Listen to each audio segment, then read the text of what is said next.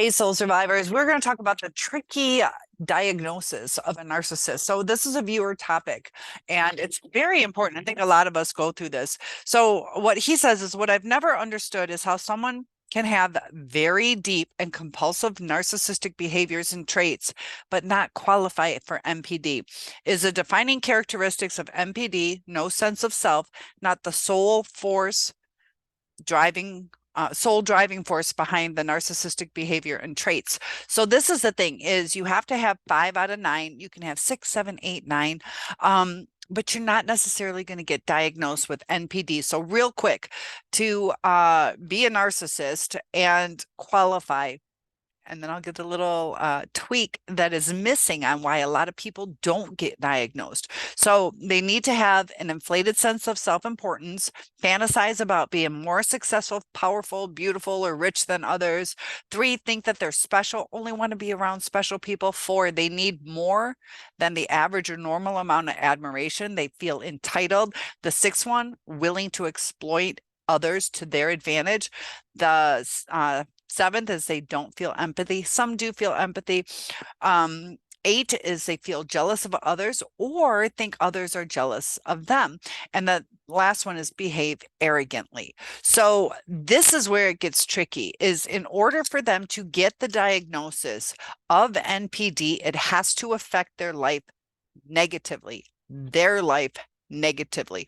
Does not matter about the outside people.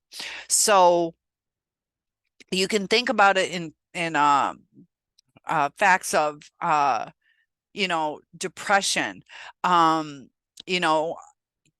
It gets confusing because if you're depressed, there's certain patterns.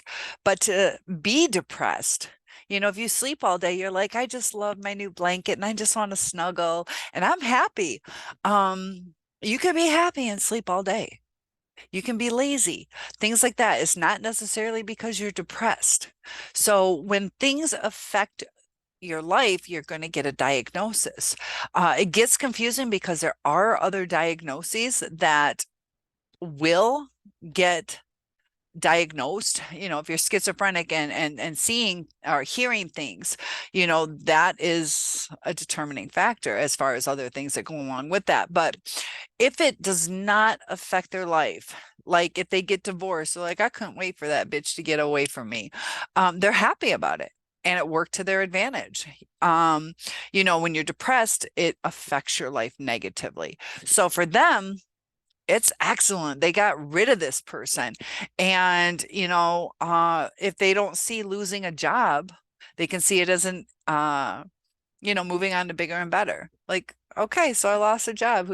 Who cares? It doesn't matter that they threw a little fit. They affected outside people. They let outside people down. It matters how it affects them. And it sounds screwed up because, if you think about, usually victims are the ones that are attacked and we see them as a perpetrator, but that's not what the diagnosis is about. It's not about perpetrating. It's about how it affects their life. If they are happy with what's going on, they get their way, it's not going to be seen as a diagnosis. So I don't know if he has ever been diagnosed with it. He did kind of go through that crash with what's going on with the insurrection. But before that time, everything seemed to be going his way. So who knows how many people he either took advantage of. He does seem narcissistic. I'm not getting into the politics. I'm just saying personality that maybe he is. A lot of leaders and CEOs and cops and people in authoritative positions. But until it affects their life negatively, it's not seen as a disorder. And it's really sad because there can be thousands of victims if you're Trump, or maybe 100 or 200 victims if you're your average Joe. But the diagnosis has nothing to do with the damage that they cause. And that's where it gets tricky. So if they're like, yeah, I am the shit and I don't care, they were just fucking crying all the time, it fucking irritated me, and I'm cool, I'll just find other friends. They have a coping mechanism and they're not seen as a mental illness. Why correct them being happy? You're going to make them sad. So it's crazy, and it doesn't protect the outside society, but their diagnosis relates to themselves. Just like if I had diabetes, it doesn't matter if my parents are happy or sad. That's me. But when it's a mental illness like narcissism, it's crazy that that is a defining factor. It doesn't matter about the outside world. What matters is what's going on with them. Am I diabetic? Am I not diabetic? Doesn't matter about the outside world. I either am or I'm not. And because of that defining characteristic of, does it affect them negatively? That's the catch-all. You know, there are people who fast for their religion. Are they seen as anorexic, nervosa, where there's something wrong with their mind to cause them not to eat? There's not.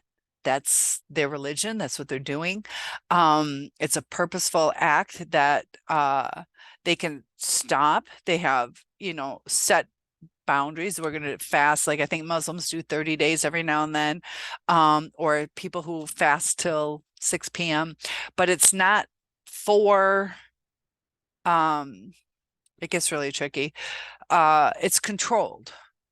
But narcissism isn't controlled as far as what's going on in their brain, but as far as what's going on in their life, it's to get them where they want to get. And I hope that last part wasn't confusing, because I think it came across the wrong way. But the narcissist, unless they have it affecting their life negatively, it doesn't matter if they even have all 9 of those.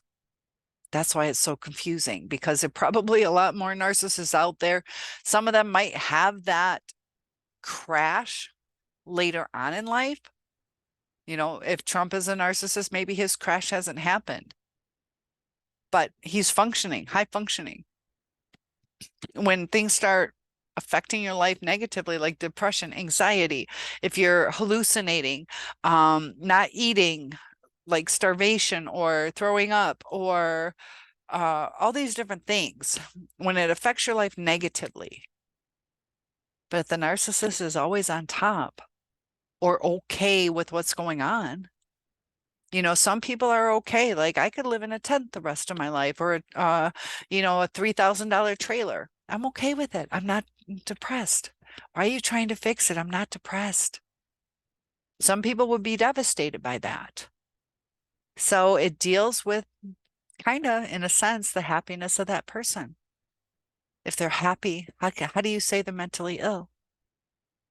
And that's where it gets crazy, because there should be some different qualifying that should not, in my opinion, be part of the diagnosis, because there are people that feed off, they get their happiness off of terrible things, whether sexual abuse on a child or adults, or some people get a thrill of murder.